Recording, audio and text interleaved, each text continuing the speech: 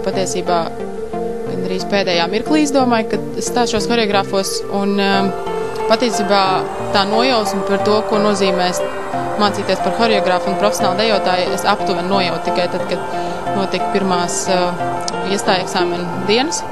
Un šobrīd jau, kad visi 4 gadi ir garām, jāatzīst, ka tie bija labākie gadi.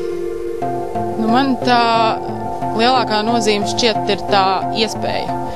Iespēja jau atzītiem māksliniekiem un režisoriem parādīt, ka ir arī horeogrāfi, ka viņi veido izrādes, un likt viņiem atnākt un apskatīties un tāpat dzirdēt viņu to viedokli.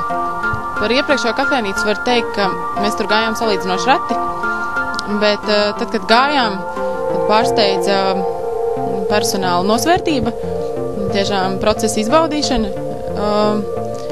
Jā, tādā, man liekas, ēdiena ziņā tur klasiska tāda skolnieku kafejnīca. Mana izrāde ir mans diplomdarbs Latvijas Kultūras akadēmijas horeogrāfijas nodaļu beidzot. Tās nosaukums ir Melot nedrīkst izlikties.